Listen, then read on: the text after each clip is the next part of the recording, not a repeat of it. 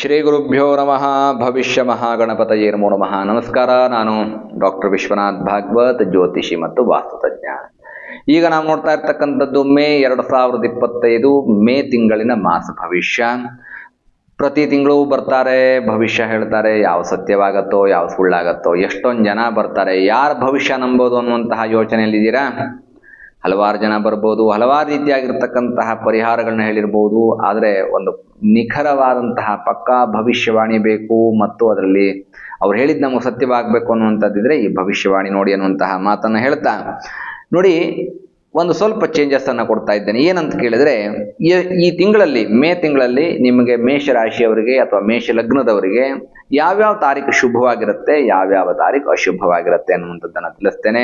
ಇದನ್ನ ನೋಟ್ ಮಾಡ್ಕೊಳ್ಳಿ. ಯಾವುದೇ ಕೆಲಸಗಳಿಗೂ ಕೂಡ ನಿಮಗೆ ಹೆಲ್ಪ್ ಆಗತ್ತೆ. ನೋಡಿ, 1, 8, 9, 18, 19, 20, 26, 27, 28 ಇದು ಶುಭದ ತಾರೀಕು, ಒಳ್ಳೆಯ ದಿನ. 1ನೇ ತಾರೀಕು, 8ನೇ ತಾರೀಕು, 9, 18, 19, 20, 26, 27, 28. ಹಾಗಾದ್ರೆ ಕೆಟ್ಟ ಡೇಟ್ಗಳು ಯಾವ್ಯಾವುದು ಅಥವಾ ತಟಸ್ಥವಾಗಿ ಯಾವತ್ತಿರ್ಬೇಕಾಗತ್ತೆ ಅಂತ ಕೇಳಿದ್ರೆ ನೋಡಿ, ಇದೇ ತಿಂಗಳಲ್ಲಿ 5, 6, 7, 11, 12 ಮತ್ತು 15, 16, 17 ಇದು ನಿಮಗೆ bad days. As per numerology or ಜ್ಯೋತಿಷ್ಯದ ಪ್ರಕಾರವಾಗಿ ಇದು ನಮಗೆ ಸ್ವಲ್ಪ ಬ್ಯಾಡ್ ಡೇ ಆಗಿರುತ್ತೆ. ರಿಮೈನಿಂಗ್ ಡೇಸ್ ಏನಿದಾವೆ ಇವೆಲ್ಲ ತಟಸ್ಥವಾಗಿರುತ್ತೆ. ಹಾಗಾದ್ರೆ ಮೇಷರಾಶಿಯ ಗ್ರಹ ಸ್ಥಿತಿಗಳನ್ನ ನೋಡ್ತಾ ಹೋಗೋಣ, ಮಾಸ ಭವಿಷ್ಯವನ್ನ ನೋಡ್ತಾ ಹೋಗೋಣ. ರವಿ ಬುಧ 1ನೇ ಮನೆಯಿಂದ 2ನೇ ಮನೆಗೆ, ಗುರು ದ್ವಿತೀಯದಿಂದ ತೃತೀಯಕ್ಕೆ, ಕುಜ 4ರಲ್ಲಿ, ಕೇತು ಷಷ್ಠಮದಿಂದ ಪಂಚಮದಲ್ಲಿ, ರಾಹು 12ನೇ ಮನೆಯಿಂದ 11ನೇ ಮನೆಗೆ, ಶುಕ್ರ ಶನಿ 12ನೇ ಮನೆಯಲ್ಲಿ. ಈ ಗ್ರಹ ಸ್ಥಿತಿಯ ಆಧಾರದ ಮೇಲೆ ಮೇಷರಾಶಿ ಮೇಷ ಲಗ್ನ ಮೇ 2025 ಮಾಸ ಭವಿಷ್ಯ ನೋಡಿ. ರವಿ ಬುಧ ಜನ್ಮಸ್ಥಳದಲ್ಲಿದ್ದಾಗ ಬುಧಾದಿತ್ಯ ಯೋಗ ಇದ್ದರೂ ಕೂಡ ಯಾವುದೇ ರೀತಿಯಾದಂತಹ ಫಲ ಸಿಗೋದಿಲ್ಲ. ಅಂಡ್ ನಿಮ್ಗೆ 7.5 ಕೂಡ ನಡೀತಾ ಇದೆ. ಹಾಗಾಗಿ ಯೋಚನೆ ಮಾಡಬೇಕಾದಂತಹ ಪ್ರಮೇಯ.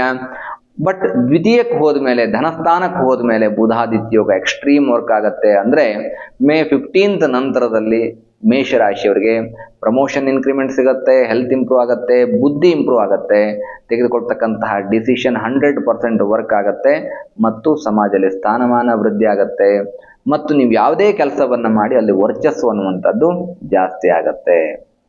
ಹಾಗಾಗಿ ಹೂಡಿಕೆ ಮಾಡುವಂತಹ ವಿಚಾರದಲ್ಲಿ ಇರ್ಬೋದು ಅಥವಾ ಅಫಿಷಿಯಲ್ ಡಿಸಿಷನ್ಗಳು ತೆಗೆದುಕೊಳ್ತಕ್ಕಂಥದ್ದು ಇರ್ಬೋದು, ಅಕಾಡೆಮಿಕ್ ವಿಷಯಗಳನ್ನ ಸೆಲೆಕ್ಟ್ ಮಾಡ್ಕೊಳ್ತಕ್ಕಂಥದ್ದು ಇರ್ಬೋದು. ಇದೆಲ್ಲದರಲ್ಲೂ ಕೂಡ ನಿಮಗೆ ಮೇಷರಾಶಿಯವರಿಗೆ ಆಫ್ಟರ್ ಮೇ 15th ತುಂಬಾ ಚೆನ್ನಾಗಿದೆ. ಗುರು ದ್ವಿತೀಯದಿಂದ ತೃತೀಯಕ್ಕೆ 2ನೇ ಮನೆಯಲ್ಲಿದ್ದಾಗ ಗುರು ಬಲ ಸಂಪೂರ್ಣವಾಗಿರುತ್ತೆ. ಹಾಗಾಗಿ ಉತ್ತಮವಾದಂತಹ ಕೆಲಸಗಳು, ಜಾಬ್ ಚೇಂಜ್ ಮಾಡಬಹುದು, ಇನ್ವೆಸ್ಟ್ಮೆಂಟ್ಗಳನ್ನ ಮಾಡ್ಕೋಬಹುದು ಮತ್ತು ಹಲವಾರು ರೀತಿಯಾಗಿರ್ತಕ್ಕಂತಹ ಡಿಸಿಷನ್ಗಳನ್ನ ಏನು ತೆಗೆದುಕೊಳ್ತೀರೋ ಅದೆಲ್ಲವೂ ಕೂಡ ಸಹಿ ಡಿಸಿಷನ್ ಆಗಿರುತ್ತೆ, ಸರಿಯಾದಂತಹ ಡಿಸಿಷನ್ ತೆಗೆದುಕೊಳ್ತೀರಾ. ಕುಜ 4ರಲ್ಲಿದ್ದಾನೆ ಸುಖ ಸ್ಥಾನದಲ್ಲಿ. ಹಾಗಾಗಿ ರೈತರಿಗೆ ಉತ್ತಮವಾದಂತಹ ಕಾಲವಾಗುತ್ತೆ ಮೇ ಮಂತು.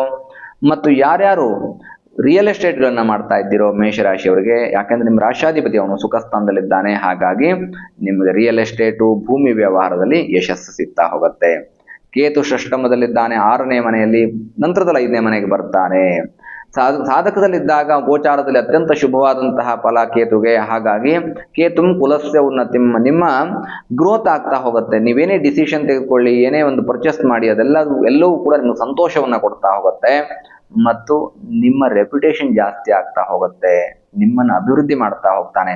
ಮನೆ ಕೊಂಡ್ಕೊಳ್ಬಹುದು, ವಾಹನ ಕೊಂಡ್ಕೊಳ್ಬಹುದು, ವಸ್ತುಗಳನ್ನ ಕೊಂಡ್ಕೊಳ್ಬಹುದು, ಒಡವೆ ಆಭರಣ ಅಲಂಕಾರಿಕ ವಸ್ತುಗಳನ್ನ ಕೊಂಡ್ಕೊಳ್ಬಹುದು.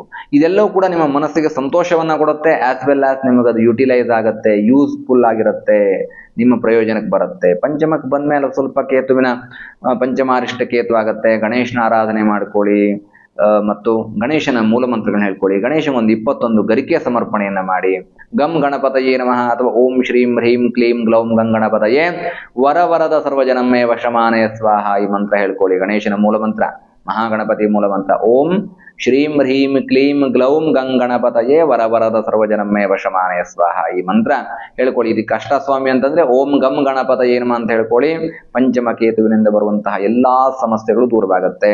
ರಾಹು 12ನೇ ಮನೆಯಿಂದ 11ನೇ ಮನೆಗೆ, ಪ್ರಾರಂಭದಲ್ಲಿ ಒಂದು ಸ್ವಲ್ಪ ಹೆಲ್ತ್ ವೇರಿಯೇಷನ್ ಅಂತ ಅನ್ಕೊಂಡ್ರು ಕೂಡ ದ್ವಿತೀಯಾರ್ಧದಲ್ಲಿ ಆಫ್ಟರ್ ಮೇ 15th ಆನ್ವರ್ಡ್ ಉತ್ತಮವಾದಂತಹ ಆರೋಗ್ಯವನ್ನ ಪ್ರಾಪ್ತ ಮಾಡ್ಕೊಳ್ತೀರಿ. ಎಕ್ಸ್ಟ್ರೀಮ್ ಗುಡ್ ಇದೆ. ಮತ್ತು ಶುಕ್ರ ಮತ್ತು ಶನಿಯ ಪ್ಲೇಸ್ಮೆಂಟ್ ಅನ್ನು ನೋಡ್ತಾ ಹೋದಂತಹ ಸಂದರ್ಭದಲ್ಲಿ ಶುಕ್ರ ಶನಿ 12ರಲ್ಲಿ ನೋಡಿ, ಶುಕ್ರನಿಗೆ 12ನೇ ಮನೆ ಏನು ಪ್ರಾಬ್ಲಮ್ ಆಗೋದಿಲ್ಲ, ಬಟ್ ಶನಿ ಮಾತ್ರ ಅಂದ್ರೆ 7.5 ಇದೆ. ಹಾಗಾಗಿ ಇನ್ಕಮಿಂಗ್ ಏನು ಪ್ರಾಬ್ಲಮ್ ಆಗೋದಿಲ್ಲ, ಫ್ಲೋ ಇರುತ್ತೆ, ಎಕನಾಮಿಕಲ್ ಗ್ರೋತ್ ಇರುತ್ತೆ. ಬಟ್ ಶನಿ 12ನೇ ಮನೆಯಲ್ಲಿರೋದ್ರಿಂದ 7.5 ನಡೀತಾ ಇರೋದ್ರಿಂದ ಖರ್ಚನ್ನು ಮಾಡಿಸ್ತಾ ಹೋಗ್ತಾನೆ, ಹಣ ಬರ್ತಾ ಇರುತ್ತೆ, ಖರ್ಚಾಗ್ತಾ ಇರುತ್ತೆ. ಇದು ಮೇಷರಾಶಿಯವರಿಗೆ ಸ್ವಲ್ಪ ನೆನಪಿಟ್ಕೊಳ್ಬೇಕಾದಂತಹ ವಿಚಾರ.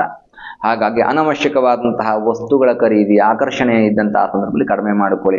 ಅದರ್ವೈಸ್ ನಾನು ಪ್ರಾರಂಭದಲ್ಲಿ ಹೇಳಿದ್ದೇನೆ, ಕೇತು ಚೆನ್ನಾಗಿದ್ದಾನೆ, ವಸ್ತುಗಳ ಖರೀದಿ ಆಗತ್ತೆ ಅನ್ನುವಂಥದ್ದು, 7.5 ಅನ್ನುವಂಥದ್ದು ಗಮನದಲ್ಲಿರಲಿ. ಅಂದ್ರೆ ನನಗೆ ಈ ವಸ್ತುಗಳ ಅವಶ್ಯಕತೆ ಇದೆಯಾ ಅನ್ನುವಂಥದ್ದು ಗಮನದಲ್ಲಿರಬೇಕಾಗತ್ತೆ.